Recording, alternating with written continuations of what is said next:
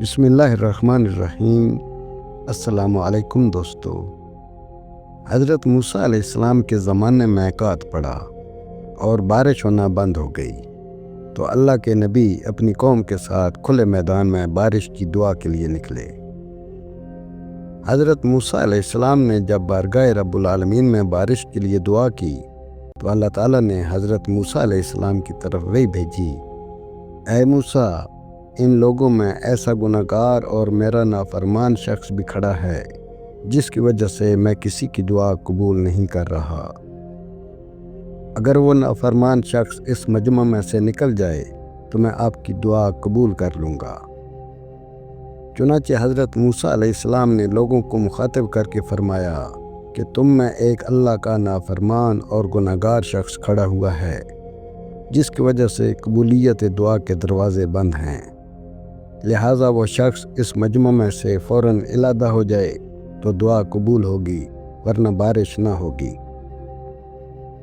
اب وہ گناہگار شخص چادر کی اوٹ میں چہرہ چھپائے خود سے ہم کلام ہوا اور سوچنے لگا کہ الہی، سب سے گناہگار اور سیاہکار تو میں ہی ہوں، اور اب اگر اس بھرے مجمع سے باہر نکلوں گا تو جگ ہنسائی ہوگی اور جو چھپی عزت و آبرو ہے وہ خاک میں مل جائے گی، اور اگر بیٹھا رہوں گا تو بارش نہ ہوگی۔ الہی، عجیب معاملہ ہو گیا۔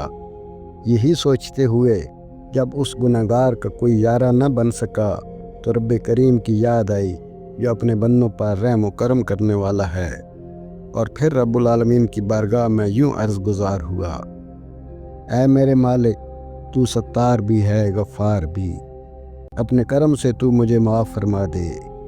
میں اپنے گناہ اور نافرمانی کے کاموں سے تائب ہوا۔ اس کی آنکھوں سے آنسو رواں تھے اور ابھی لب خاموش نہ ہوئے تھے اور ہاتھ دعا سے برخاست نہ ہوئے۔ اللہ نے اس کی توبہ قبول فرمائی اور بارش برسنا شروع ہو گئی۔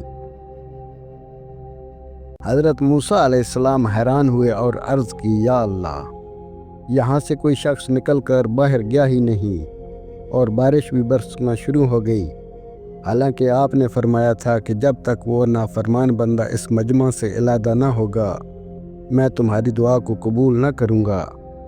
اللہ تعالیٰ نے حضرت موسیٰ علیہ السلام سے فرمایا کہ اس بندے نے میرے ساتھ صلح کر لی تو میں نے اسے معاف کر دیا۔ جب انسان اللہ کی بارگاہ میں سچے دل سے توبہ کرتا ہے تو رب بڑا رحیم و کریم ہے، وہ اپنے بندے کو معاف فرما دیتا ہے، باوجود اس کے کہ وہ گناہوں کی دلدل میں پھنسا ہو اور اس کے گناہوں کے ڈھیر آسمان کی بلندیوں کو چھوتے ہوں۔